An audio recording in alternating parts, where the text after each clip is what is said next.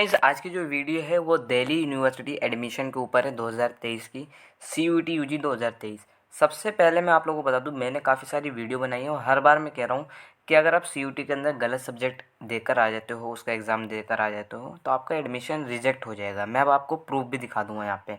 देखो, CUET में गलत सब्जेक्ट का एग्ज़ाम देने पर आपका दिल्ली यूनिवर्सिटी में एडमिशन कैंसिल हो जाएगा, एडमिशन विल बी रिजेक्टेड। ठीक है। अब यहाँ पे मैंने एक चीज़ लिखी है जो शायद आप लोगों को समझ में ना आए। सब्जेक्ट मैपिंग है क्या? देखो, सब्जेक्ट मैपिंग बेसिकली क्या है, जब आप ड्यू के पोर्टल पर अप्लाई करोगे आफ्टर CUET रिजल्ट, ठीक है, जब CUET का रिजल्ट आ जाएगा, CUET का रिजल्ट मैं एक्सपेक्ट करता हूँ जून की लास्ट में, ठीक है। तो जब जून की लास्ट में आएगा तो जुलाई की मिड वीक में, मे बी मिड वीक शायद, या थोड़ा आगे पीछे हो सकता है, ठीक है। तो जब जुलाई की मिड वीक में ड्यू का एक सेपरेट पोर्टल बनेगा। लास्ट ईयर इस सेपरेट पोर्टल को कहते थे हम CSAS, ठीक है। चाहे आप लोग प्लेलिस्ट भी जाकर चेकआउट कर सकते हो।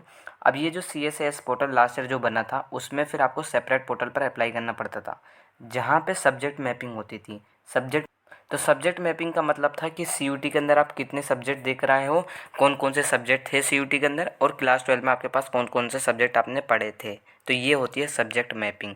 अब यहाँ पे मैं एक एग्जांपल दे रहा हूँ, ड्यू एडमिशन 2022, ठीक है।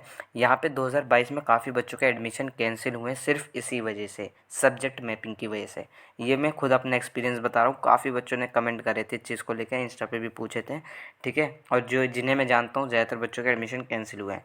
ये सबसे पहले मैं आप लोगों को दिखा दूँ, ये बुलेटिन है यूनिवर्सिटी का ड्यू का, जो 2023-24 के सेशन का है, ठीक है, जो एडमिशन लेना चाहते हैं।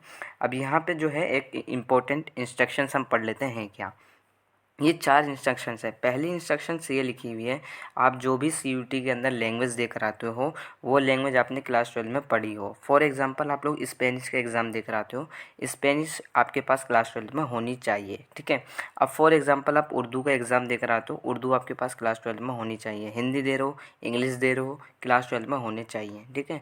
अब काफ़ी बच्चे कह रहे होंगे, भैया हमें कैसे पता। एक चीज़ मैं आप लोगों को बता रहा हूँ, दिल्ली यूनिवर्सिटी के अंदर अपनी लिस्ट बनी हुई है, लिस्ट A और लिस्ट B1 और B2, ठीक है। ये 2-3 लिस्ट बनी हुई है।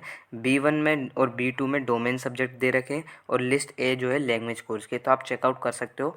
वैसे मैंने बेसिकली जो है सब्जेक्ट वाइज एलिजिबिलिटी क्राइटेरिया की वीडियो बना रखी है, तो आप लोग प्लेलिस्ट भी जाकर चेकआउट कर सकते हो अगर आपको किसी कोर्स में अप्लाई करना है, ठीक है। तो वहाँ मैंने आपको अच्छे से एक्सप्लेन कर रखा है। यहाँ पे दूसरी इंस्ट्रक्शंस ये लिखी है, आप CUET के अंदर जो डोमेन सब्जेक्ट देकर आते हो, फॉर एग्जांपल पॉलिटिकल साइंस, तो आपने पॉलिटिकल साइंस क्लास 12 में पढ़ा हो और इसमें पास हो, ठीक है। अब एग्जांपल मैं और दे लेता हूँ यहाँ पे। अब फॉर एग्जांपल आप लोग CUET के अंदर जो है बायोलॉजी का एग्ज़ाम देकर आए थे और क्लास 12 में बायोलॉजी नहीं थी, तो आपका एडमिशन कैंसिल हो जाएगा, ठीक है। अभी ये मैं सब्जेक्ट मैपिंग का दिखा रहा हूँ, सब्जेक्ट मैपिंग होती कैसे है।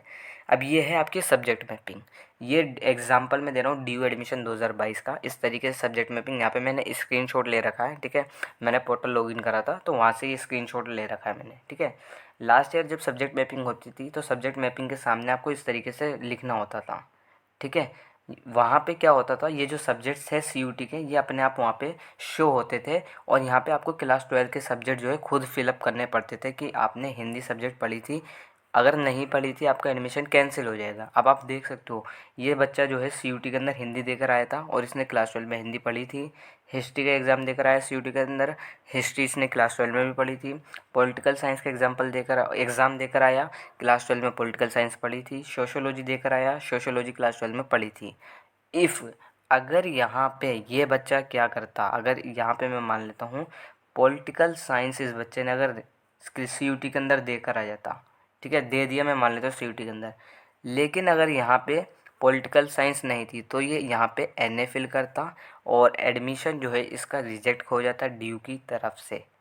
ये पूरी प्रोसीजर होता है यूनिवर्सिटी के अंदर एडमिशन लेने का, ठीक है। इस वजह से मैं कह रहा हूँ सब्जेक्ट मैपिंग आपको ध्यान में रखनी है, CUET के अंदर सही सब्जेक्ट देकर आना। और बाकी सब्जेक्ट वाइज एलिजिबिलिटी क्राइटेरिया के ऊपर मैंने ऑलरेडी वीडियो बना रखी है, प्लेलिस्ट आप चेकआउट कर सकते हो। प्लेलिस्ट जो है, उस प्लेलिस्ट का लिंक जो है मैं डिस्क्रिप्शन में दे दूँगा, आप चेकआउट कर लो चैनल पर भी, ठीक है। और बाकी अगर आपको समझ में नहीं आ रहा है तो आप मुझे अपनी क्लास 12 के जो सब्जेक्ट्स हैं क्लास 12 के, वो सब्जेक्ट्स मुझे भेजो इंस्टा पर, ठीक है। और मुझसे पूछ लो कि मेरे को भैया इस कोर्स में अप्लाई करना, फॉर एग्जांपल मुझे BSc के अंदर अप्लाई करना है, तो मैं CUET के अंदर कौन कौन से एग्ज़ाम देकर आऊँ, तो मैं वहाँ आपको रिप्लाई कर दूँगा। रिप्लाई आने में थोड़ा टाइम लग सकता है, ठीक है।